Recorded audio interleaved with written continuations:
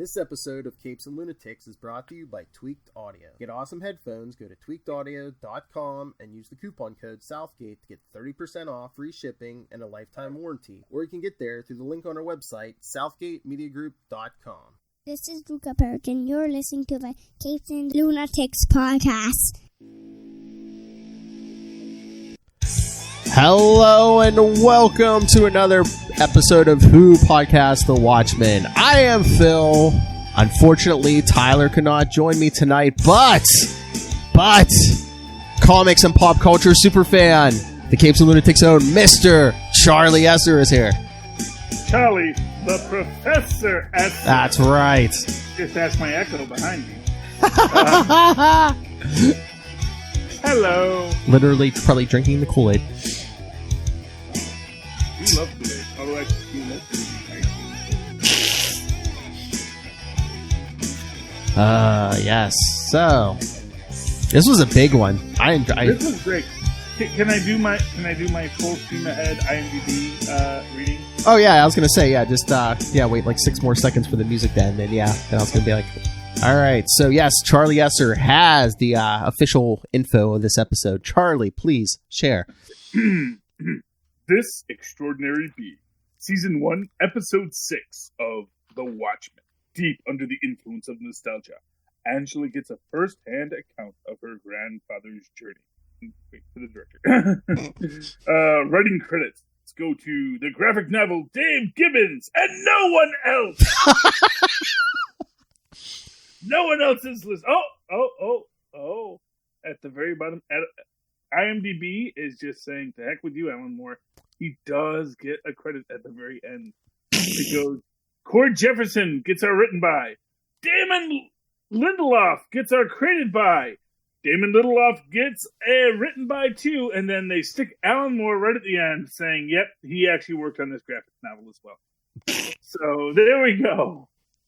Oh, this is the first time I've actually read their thing. Yeah. Regina King is, of course, our Angela and Angela Abar, Sister Knight, and is incredible. Oh yeah. Hopped up on the nostalgia as you are, and okay, I'm going to be honest with you, Phil. I've been waiting for the pillars to crack, for the toxic nerds to scream. I have not seen it yet. Is it just that my algorithm isn't showing me that? Because it shows me a lot of things I don't like to see.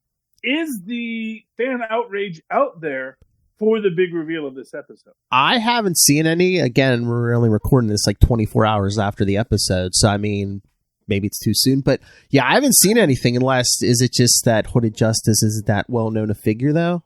You know what? Here's what I'm going to tell you. I get the feeling. So, and this is a multi-leveled issue. First off, you have the reality that they never actually revealed Hooded Justice's identity. Oh yeah, no. In the original Watchmen, they give a strong implication, and I believe, and I haven't read it, and I haven't read the notes on it because, of course, Alan Moore loves his copious notes. I believe the notes were from Hollis's novel, where they sort of imply that the German strongman was Hooded Justice, but that's never explicit. And if you imagine a world in which people are trying to figure out who Hooded Justice was, because that was the one real mystery that even Hollis didn't know, then it of course exposes our their own in-world racial preference, in that they don't even consider that it might have been an African-American man. I mean, that works, because I was looking through my Before Watchmen Minutemen miniseries today just to see if there was any contradictory things. Yeah, I mean, they never came out and say it, but it is almost like, that was the conclusion that, it was kind of getting to that, Hooded Justice was this German strongman, but the whole miniseries is told, again, from the viewpoint of Hollis Mason, so. Mm-hmm. Yeah, and that's the thing, Hollis, although I gotta tell you, man, I was panicked this episode. Because first off, my big prediction last week was that it's Willis, right? Yeah. Will Reeves. Sorry, Reeves. That Will Reeves was going to be the guy who says to Hollis, "Hey, you're quite a night owl, aren't you?" again, maybe my own prejudice in that they're saying, oh, they're just going to have him give a key line, sort of criminals are a cowardly and superstitious lot, yeah, kind of thing there. But no, but when I realized that's not what was going to happen, I was so afraid they were going to have Hollis be a member of Cyclops. Oh yeah. And I was thinking, because you know what, not for nothing, not entirely impossible. Mm-mm. A lot of good Southern boys, yeah, I mean, fought against them Nazis. I mean, 30s and 40s, it wasn't quite as frowned upon, yeah. Well, it just, that's not to be an apologist for Nazis here. People forget how openly racist people often were. I mean, we saw that this episode, yes. Yes, I mean, now, granted, one could argue, dude, they still are, and I would be hard-pressed to really make the counter-argument against it. I don't think they're as open about it, but yeah. Well, talk to our president. Well, some are, but I don't think as many are as open about it, yes.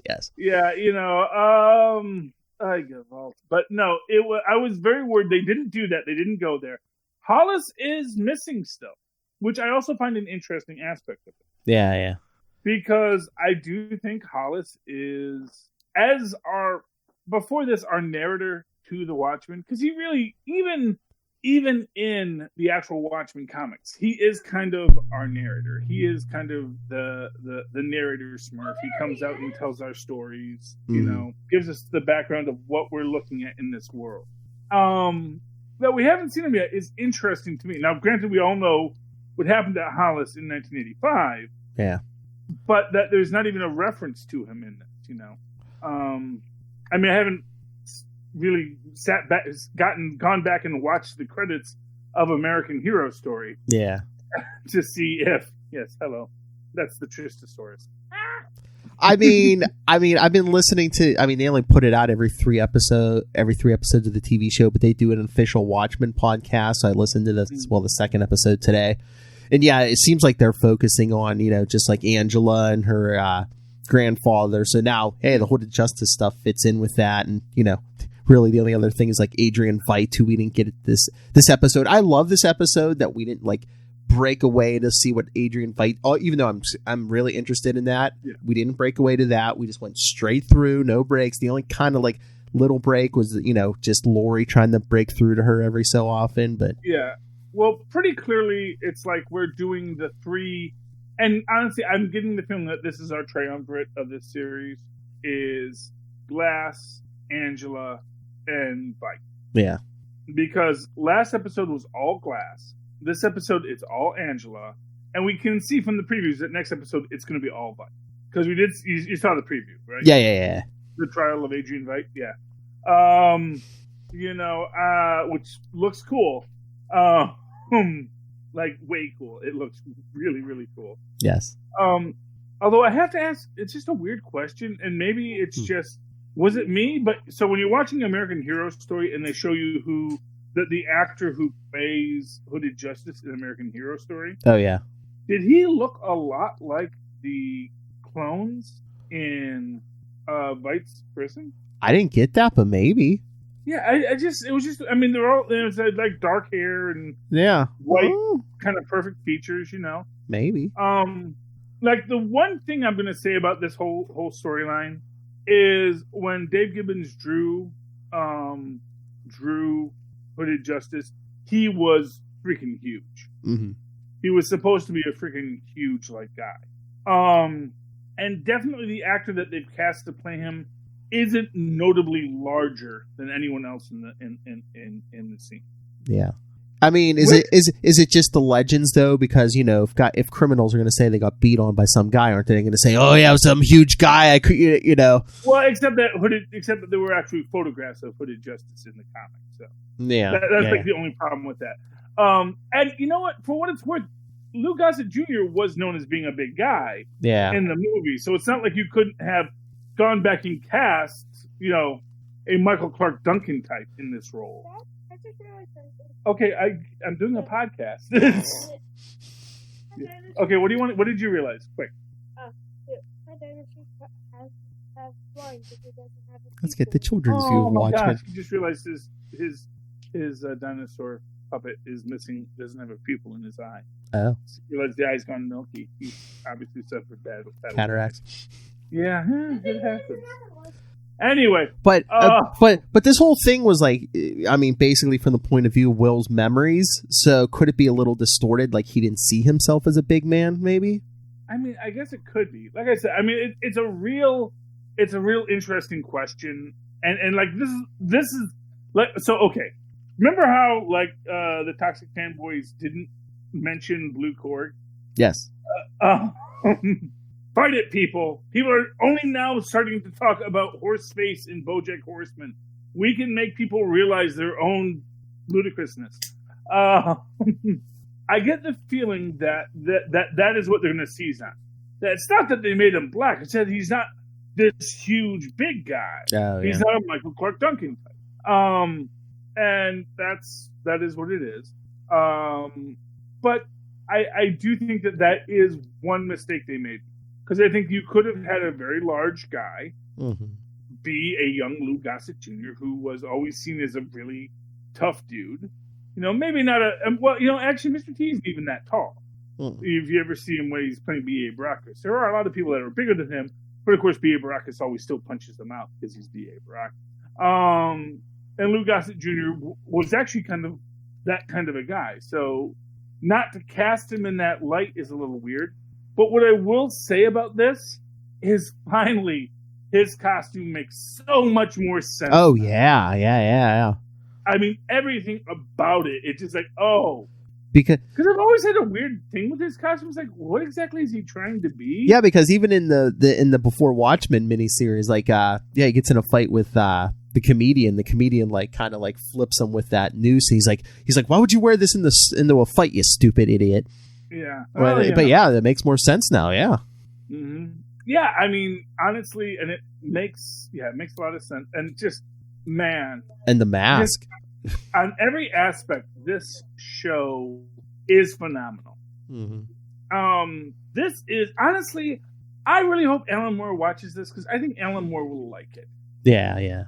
You know, and I think his daughter said it best. It's like, you know, it kind of pains her that her father doesn't get to enjoy these things because he's kind of all up in his own head. Yeah. You know, he's kind of in late stage Kirby where it's like all he can see is everyone else profiting off of him without him being able to enjoy the art for art's sake. Yes. And, you know, there are so many people that have been inspired by Alan Moore who want to do good by Alan Moore. That's the thing. Is like everyone who does these things, even Zack Snyder, all he wanted was just to say, I made a thing for you, Mr. Moore. Do you like my thing? And, you know, it may not be the best thing, but it was something he just wanted. He wanted to say, someone's going to do this. I'm going to do it. I'm going to do it right. Yeah. I'm going to really acknowledge what he was trying to say. And honestly, I don't think Zack Snyder did a lousy job of it. No. I mean, I'm a big defender of the. He didn't stray too far, except for that ending. You know what? Here's what I'm gonna say. I love the ending because I really never got the octopus. This sold me on the octopus. Oh yeah. This series. Octopus. That makes total sense now. Which is weird because I've been so adamant against the octopus for years until someone said, trust me, it works. Mm-hmm. And then they made a movie of it, and they showed me an octopus, and I was like, oh, okay, I totally get that now. Yeah, that octopus would be just scary as Franklin Richards, you know? I mean, I think it's just the way they presented it in the comics. It was just at the end of the story, it's just like, oh, a giant octopus plopped down, 3 million people are dead, and all they show is like the aftermath. They didn't actually show it. Which is, again, one of these qualities that is the strength of the video medium over the comic book. And especially last episode, I mean, we actually saw saw what happened, and just people in the aftermath, just what happened. Yeah, and that what actually, and this was in the last episode. What was great is that people are still afraid of New York. Oh yeah. And what's fascinating about that is, for whatever reason, New York's still a city. It's not like everyone moved to Tulsa, Oklahoma, and now Oklahoma is like the metropolis of the United States. New York is still a major place. People still live there, you know. I mean, not to downplay 9/11, but I'm sure people moved out of New York after 9/11, and that was, like I said, not to downplay it. That was a couple planes. Can you imagine a giant other dimensional monster gets dropped on this, and then a psychic blast that kills how many people? Well, here's some fun math for you. 3 million people are killed in the thing. There's 8 million people who live in New York City. Yeah. Which means the majority of people in New York City survive. And for what it's worth, New Yorkers and the entirety of Market One, we are really, and I do count myself that I've lived here long. I feel I've lived here long enough to say I'm a Newarker. Mm-hmm. We are very adamant people, you know, in our own jovial, misanthropic way, that if a lot of people were running away, we would say, no, we're running towards it.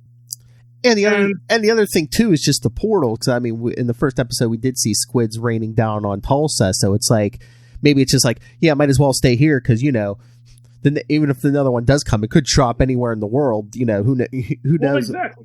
Is it like, hey, is lightning going to strike twice? Are we going to get hit twice? I don't know. Maybe another part of the world's going to get hit before us.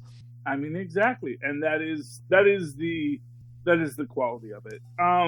All in all, I think this was. I mean, not to go back and do the last episode too much, but the care and homage they give to the Watchmen, the original series by Alan Moore and Dave Gibbons, even if Alan Moore doesn't want his credit, you know.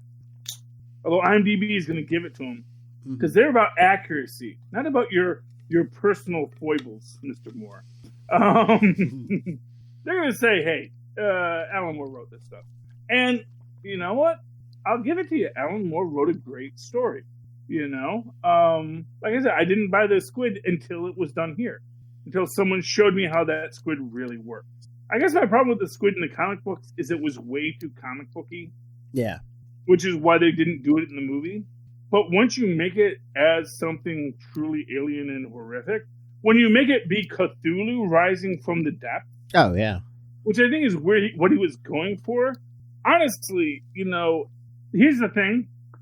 I think he should have turned into the skid of Lovecraft on that, where he'd say it was a Lovecraftian horror. You know, I think that would have helped convey the idea of what the squid was. Mm-hmm. You know, and but I mean, as far as you know, that squid wasn't any evil. Vite just dropped it into our dimension on top of New York City. For all we know, the thing can't even breathe our atmosphere. That's what killed it. That's why that psychic blast went out, because it was in pain. You never know. Oh, no, and absolutely.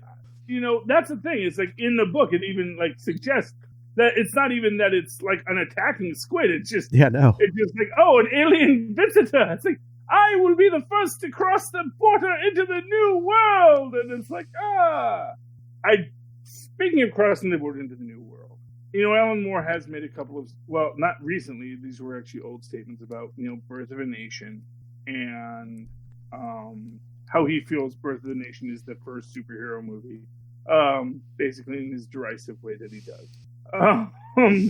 But I think that so much of that is internalized within this Watchmen. And this is the thing. Maybe we'll talk about it a bit more on superconnectivity if we have some time. Okay. But one of the things that I find about this series is, okay, so Alan Moore, for those of you who don't know, is British. And Britain was a massive colonial empire, even after the U.S. sort of, you know, broke up with them, but said would still be friends. Because really, let's be honest, we've always been friends. We've just been kind of like friends with, you know, negative benefits from time to time. But England was an empire. So little Alan Moore was raised in the sun will never set on the British Empire world. He asked me to talk about Watchmen, Phil. No, please continue. He was raised in a world where the sun would never set on the British Empire. The sun did, of course, eventually set on the British Empire, and his world was kind of turned upside down from that in its own way. Possibly he saw that as a positive. Possibly he saw that the reactionary qualities of the Thatcher administration, which he had a real problem with, as anyone who's ever read V for Vendetta knows, you know, influenced him in a lot of ways that that made the whole question of the Empire debatable. Now, if you're coming from that world and you see this idea of, a bunch of white dudes punching people and being all good and noble, you may see, oh, well, that's just that, imperialist propaganda I was fed as a kid. Mm-hmm. And of course, what I think differentiates it is that that's not what comic books were in America. Because in America, comic books were Jewish writers trying to buy this trade. And what's important to understand about Jewish writers is that Jewish writers were very much discriminated against in the literati. So if Stanley Lieber's name was actually Stanley Lee, of the Georgia Lees, he might have gotten the chance to write the Great American Novel. Mm-hmm. He really was barred from that because of the world he grew up in. Oh, we even got a shout out to the other probably best well-known Jewish comic book writers this episode. Oh, hey, have you read this new Action Comics #1? Well, and to be fair, that is a telling aspect of it. Mm-hmm. This is the writers of this Watchmen saying, look, the people who created this weren't D.W. Griffith? The guy who did Birth of a Nation. Oh. Birth of a Nation was, I want to say it was D.W. Griffith. Might have been two other letters and then Griffith. But yes, wasn't Cecil B. DeMille. But I believe it was D.W. Griffith. Which is honestly a horrifyingly racist film. Mm. Well shot for the time, you're going to give it. But there's a quality to that, which is one of the things I wanted to get to about the Bass Reeves film we see at the start of this. Because the Bass Reeves film, although I don't know if that was a real film, there were films like that. Yeah. That were the African-American cinema's answer to Birth of a Nation. Because there were answers to Birth of a Nation, where they did take that idea and turn it on its head of the noble white heroes fighting the evil savages, which of course is the world that Alan Moore grew up in as a Brit. But in America, where there is diversity and markets for people that want diversity, because if you are a diverse person, you want your own film, there were these answers to these films. And the reality is that when you see that and you're a person who studies American cinema, yes, that actually is a film that probably existed in 1928 or 1918, whenever that was. Actually, it must have been 1920. I forget when the Tulsa massacre. Was it 20? Was it 21? 21, yes. But that film probably existed because there were African American cities and towns with large African American populations that were quite thriving. Oh yeah. Much to the chagrin of the white majority. And so those films existed as well. And so him seeing that Bass Reeves film does not seem at all fictional. Mm-mm. In any way fictional. And I think that's the difference between an American audience and a British writer, is that the British writer doesn't know what the American audience is. In the same way that he didn't know that there actually was an amendment that kept you from being president more than 2 terms by the time Nixon got to be president. But anyway, getting back to this story, Philip. Yes. Sorry. But they also revealed that the baby he walked off with as a kid in that first episode. I don't know if they were married or if they were just they were something. They were a couple. They were at least a couple. But I don't remember if they were actually married or not. A couple. They were definitely together. Well, they had a kid. Definitely weird in its own way. Mm-hmm. I mean, granted, there's not that much of an age difference. Yeah, there wasn't that much. And she's 2. That 8-year age difference was not unheard of at that point in history. Yeah. But you realize that he's 18 and she's 8. Well, no, so that would have been super weird. Yeah. But wherever we get to it, by the time they actually do it, we're going to assume everyone's all legal. Yeah. Everything's all cool. But, it's a little weird. Mm-hmm. I'm not going to say that's not a little weird. It is definitely. Between. But then again, it is based on Alan Moore's universe and crazy sex stuff. I just thought maybe it was the idea in his head. I mean, between that and then what we see later with Captain Metropolis, that like maybe he thought he was in love with her, but basically that was just his way in his head of like protecting her. Well, to be fair, he might not be, because we see he's a pitcher, not a catcher. Yes. So it is. Good night, Tristan. I love you. It's entirely possible that he's on the spectrum, he's on the DL. Yeah. But that's not all of who he is. Yeah, no. All that said, and for what it's worth, I can see how their relationship evolves in its own way. Mm-hmm. I'm not going to ascribe negativity to anyone in this, except for the idea that, dude, that's a baby you once found. If you knew her as a baby and you basically took care of this baby, it's kind of weird that, now you're a couple. But like I said, crazy, like the two FBI agents say at the start of American Hero Story. It's like, my partner thinks it's weird sex stuff, Oh, yeah. Oh, by the way, I love those two FBI guys. It's just great. They say they got a film of you and some guy that looks like J. Edgar Hoover, because J. Edgar Hoover isn't Yeah, that's not really him. Just a guy who looks like him, because there's no way J. Edgar Hoover is one of those. Yeah, except, of course, the total implication is like, dude, we all know that J. Edgar Hoover is, Yeah. having fun on the weekends. Just put the one that has a sheet over it, okay? Ooh. I give up. Just kids. Yeah, I know. Got like 100 old pillows in my house, We're hoarders. We don't throw out pillows. We like pillows. Especially dirty pillows. But, that's a Carrie reference for those of you who are Stephen King fans. Anyway, where were we before we got derailed? That's okay. J. Edgar Hoover. J. Edgar Hoover. Yeah. So I like this scene. I like the way that the FBI agents are handling it. Honestly, I don't like that they unmask him in it, because obviously if they had unmasked him, then this would not be a secret. But then again, this is a fictionalized story. Yeah, I think they're just like, they're dramatizing it for, so you come tune in next week. Yeah. Yeah, but of course, in that whole scene, obviously they're in an interrogation room.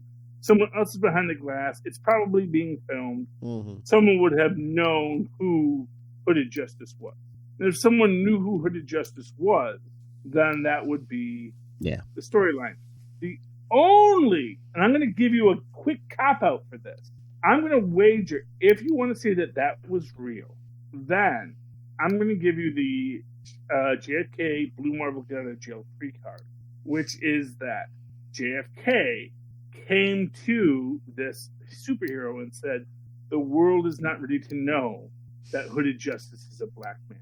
You did what you did, and I understand it, and honestly, I'm trying to deal with this whole Hoover guy situation myself. But I'm going to keep your secret, but you have to go away. And they may be trying to tie in their Hooded Justice storyline to the Blue Marvel storyline in that way. Fun idea. And then, of course, the comedian shoots JFK and yada, yada, yada. Yeah. I mean, this episode is so fascinating because it is Angela experiencing her grandfather's nostalgia. Not as rare as you might think, but it's actually a really good amethyst is actually relatively rare. Well, like whatever kind of amethyst you're using for jewelry. If it has a clear quality, then it's a rarer stone. The clearer the stone, the rarer its quality. Amethyst grows often, but not necessarily in a very clear form. Sorry. When my children ask me questions, I feel obligated to answer them to the best of my ability. I know. I'm just like, I'm like, oh man, can anyone hear him? Or it just sound like you're having a stroke or something. Just like amethyst. Yes. So, yes, my child is out here right now, and we're doing our story. Anyway, so getting back to the main point. But yeah, the nostalgia is pretty interesting. Like, I guess they say they put microchips in your head. They pull out specific memories, and it was originally supposed to be for Alzheimer's. So you you could like take these pills. And this is arguably another deviation from the comic books, because nostalgia is something that's in the comic books as a perfume. Yes, fights. Yeah. Yeah, it's Vite's nostalgia, as if it were like Obsession by Calvin Klein, which is, of course, the inspiration for the nostalgia. Unless Vite created this, maybe he had a whole nostalgia line of different products. Well, I mean, that would be the implication. Yeah. Or, the idea that maybe Vite, and again, if we're going to go with what is it, Lady Trey? True. Lady True. Boy, that's a comic book name. It's not spelled True. I forget. It's like Tre. Yeah, but it's something. But yeah. It's Lady True. Yeah. Lady True. Yeah. So very. Yeah, it's a comic book name. Name her Lady? I don't know. But maybe her father. So you could make this interesting argument where Vite devised a chemical that would inspire memory recollection, and Lady True created a sort of a mechanized version of it that then would record that memory recollection, and then pilled it so that people could take it, and then it became a designer drug to experience other people's lives. Or it could be a spy thing too. You could learn enemy secrets and stuff. Well, possibly. I don't know. Do enemies have that many secrets? I don't know. It seems. Oh, you're telling me there's no world leaders who would be like, "Oh yeah, I'll Well, if you have to record it off of someone's brain chip, it's probably a little harder. That's the only thing. True. But so, but here's the thing: because it's something recorded off of a brain chip, it immediately creates an unreliable narrator problem.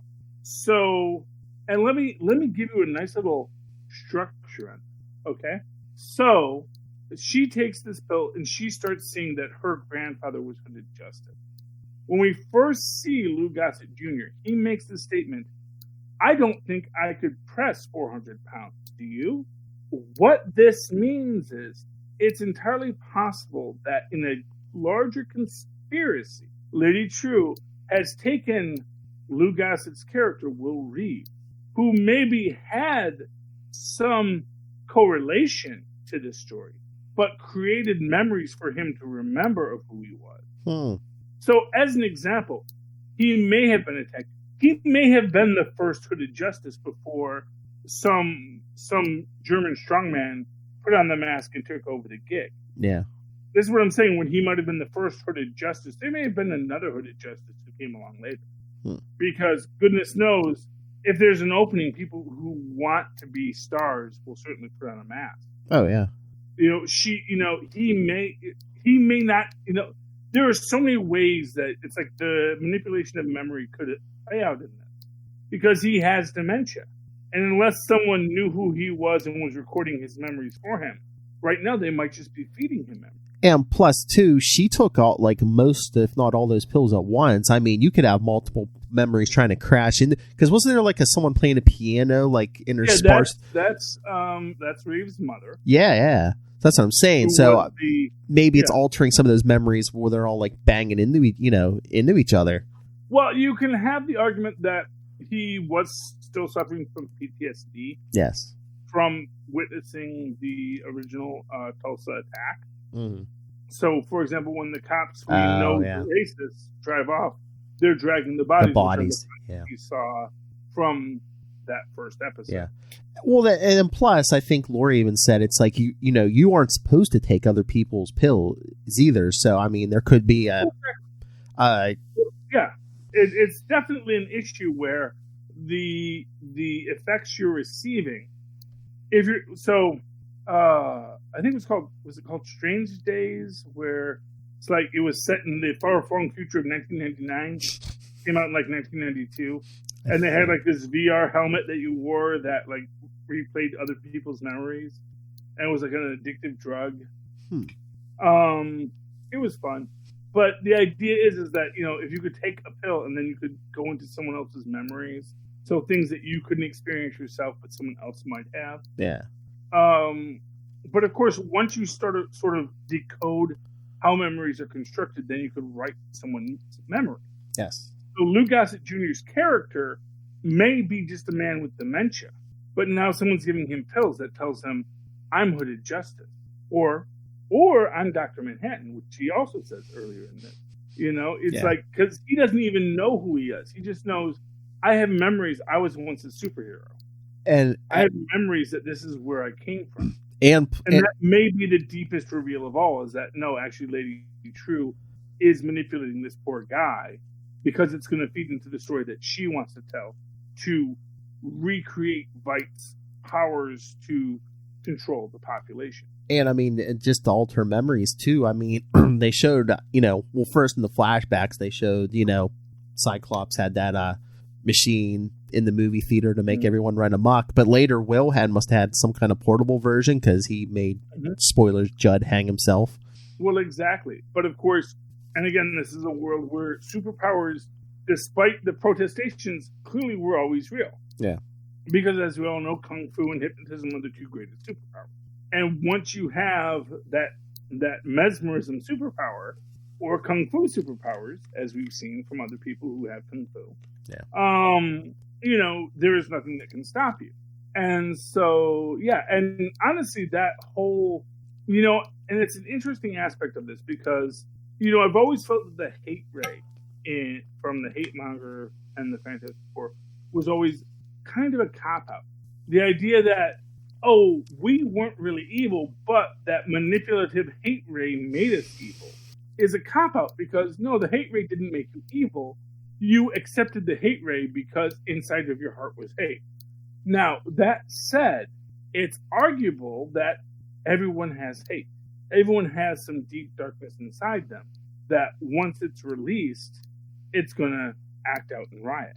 Well, I mean, everyone has hate, but even like the best people, you could say, I hate racism. I hate, intolerance. And yeah.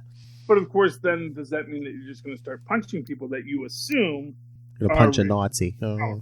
It's like, I'm not a skinhead. I just had cancer. I'm just a middle-aged man who's going bald, and this is a better look for me. Yeah. But yeah, so it is so fascinating. And then the dismissiveness of Captain Metropolis, which again, this is to me from that first Watchmen, you almost felt like there was a relationship there that was like based on love and kindness. But in this, and then I guess the before Watchmen, they really just saying no, not at all. What Manhattan and Captain Manhattan Hooded Justice? Well, Hooded Justice and Captain Metropolis. Captain Metropolis, yeah. I mean, because Metropolis basically he needs Hooded Justice to bring the team together. Yeah, well, yeah, because he wants, and by the way, I 100% love and hate Captain Metropolis. And again, fun fact about the original Watchmen series, Alan Moore's Britishness coming into it, where he makes this whole point about Captain Metropolis, putting on weight in the later years, despite maintaining a Royal Canadian Air Force exercise regimen, is such a slam on Canadians from the Brits.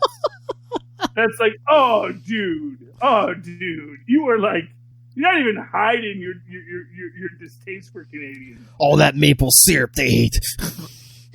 You know what? That's the thing. It's like you're an empire, and you realize that the largest chunk of your empire that's still there is Canada, and you realize that Canada could totally kick your butt in a war. If England and Canada ever went to war, Canada would totally kick that. Canada would be ruling. It'd be the United Canadian Provinces rather than the United Kingdom. It grates on you because you were raised to be the empire, and that's a beautiful country. It's just north of us and south of us if you live in Detroit. And it swoops under Detroit. Got us surrounded, man.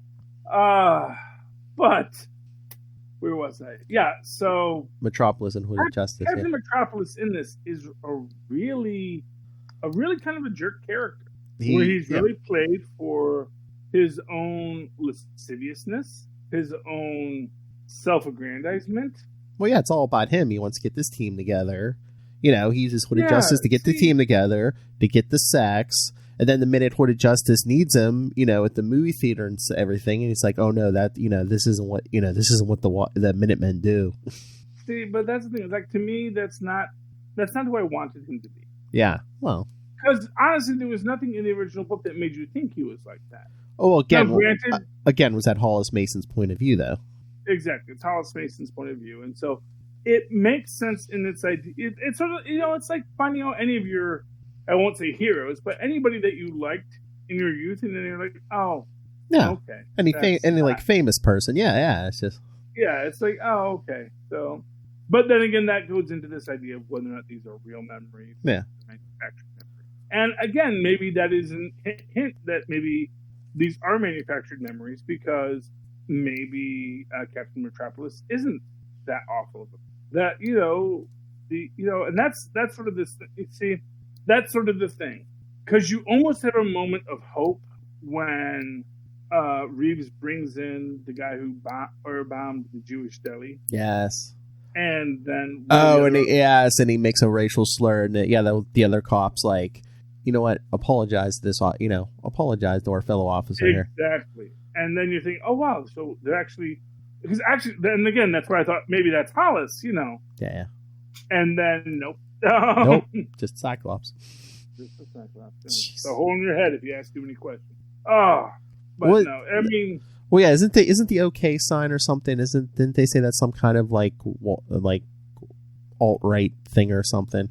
I don't know. So yeah, I mean, it is, and it's not. It's yeah. It's like what Pepe the Frog, where it's like someone just starts putting it into things. Yeah.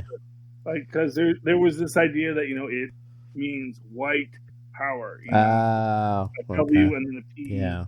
It's. I don't know. I don't know about real life, but in this episode, I thought it looked stupid. It just looks ridiculous. It's totally stupid. No, it's. It's just. It's as stupid as up in the air junior version. It's like that Seinfeld episode, the Van Buren boys. You had to hold up 8 fingers as the 8th president. Yeah, pretty much. But, it's its own stupidity. But although a Cyclops is a rank in the clan. Ah, okay. Yeah, that which is where that derives from, is that there is the I don't know. It's less than an Imperial Wizard. It's like the 3rd rank down. It's like a major. So it's not a Grand Dragon and it's not an Imperial Wizard, but the Cyclops is a rank within the clan, if I recall correctly. You clan nerds, you can update me on where if I'm wrong about where the Cyclops ranks in the Wizard and Dragon structure. Again, fitting into Moore's idea that all fantasy and science fiction and comic books is based on race. So can't say he doesn't have support for his theories. But moving right along. Yeah, I mean, it's like there's so much that gets unpacked in this episode, but so little that you can actually grab onto. Yes. Because I do feel that this is an episode that is meant to. It's a bottle episode, much like the episode previous, which much like I expect the next episode to be. We're getting this one perspective in a world where the fact that there's way more than one perspective going on is what's happening. I just had something. In that Watchmen podcast today, they were saying, have you noticed that like time seems to be moving maybe faster for Vite than for like the people on Earth and stuff? I mean, sure, why not? I mean, I don't. But what if? I mean, we have all these forms of like memory manipulation and mind control. What if Vite isn't on another planet? What if they have him in a coma somewhere and he's just like, or some kind of Doctor Doom type helmet thing where he just thinks he's like on a moon of Well, that's a beautiful idea, and honestly, that would feed into my idea that what's the greatest prison for this world's smartest man? His own mind. Well, exactly. Well, that would feed into the idea that I had said from the beginning.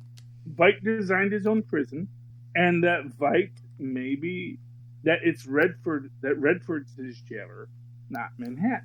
So if you approach this idea that maybe, and that's a brilliant idea, that it's actually just what was that? Where did Dr. Doom trap the Fantastic Four when he shrunk them down, put them into like little puppets or something? Was it like Littleville or something? Yeah, Littleville or something like that. Yeah, that. What if he's in his own Littleville, where he said, you know what?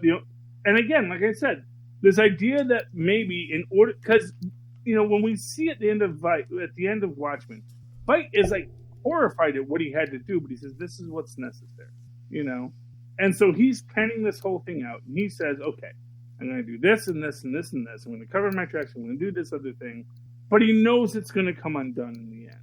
And in the end, he says, this is what you're going to do to contain me, because I know you will never trust me, but I can create a system that I can't escape from. And so he creates this little hill for himself, blocks his own memories, because obviously he can do that, because, he's the guy who created nostalgia.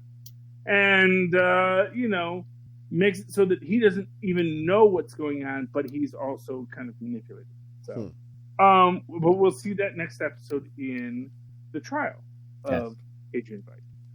And if that episode ends with Veidt waking up in some laboratory somewhere, you can say that Phil marked his own word. There you go. There you go. Okay. Anything else we want to deconstruct this episode, Phil? I don't think. I think we pretty much hit everything, right? Like I said, it was just basically one storyline. They really didn't, have any second or third storylines in this episode. No, this was really direct, really great. Oh yeah. The entire concept of, like I said, I loved it, but I can't help but think that there's an unreliable narrator. But much like Hollis himself is maybe an unreliable narrator, and the idea that maybe the past isn't set, that we can say whatever we want to say about the past or the future, but in all those perspectives, it's just one perspective saying this is what was or this is what will be. And pretty much everything we saw in this episode came from those pills who says they can't be altered. Exactly. That's my point, Philip. That's my point. Okay. All right. So let's get out of here. All right, everyone. All right. So I think they said there's only 3 episodes left. So send us your thoughts, your theories, all of it to capesandlunatics@gmail.com. Call our voicemail 614-382-2737. That's 614-38-CAPES. Find all of our social media links to the YouTube, merchandise, everything at Linktree. That's linktr.ee/capesandlunatics. And remember to support the sponsors. It's all in the show notes. But Hunt a Killer, Tweaked Audio. Go pick up Pod Life the book, especially if you're interested in podcasting. Myself and a bunch of other podcasters give you some our journeys, some tips. So check that out. Gossip on Charlie Esser, and most importantly, yes. And remember, Master Doom is watching. All right, Charlie Esser, where can people find you on the internet?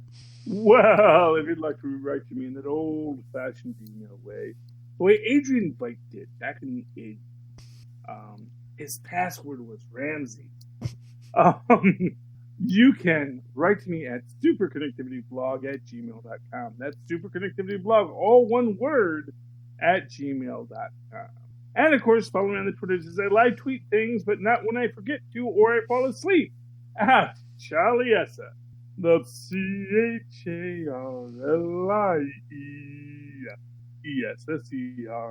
Look for the 2 E's in the middle. For quality. Bing! Yes, Tristan really wants us to do the Greencast where we're reviewing Green Eggs and Ham on Netflix, so we're going to try and get that to you guys all sometime in the near future.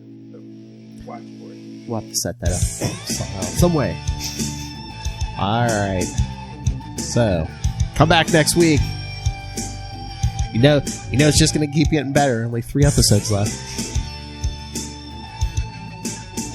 And one of them is the bottle episode where we get to see the trial of Adrian Veidt. Oh, I know.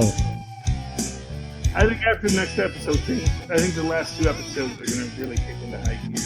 Oh, yeah. It's going to end on a cliffhanger. Well, I heard supposedly that big clock gets turned on.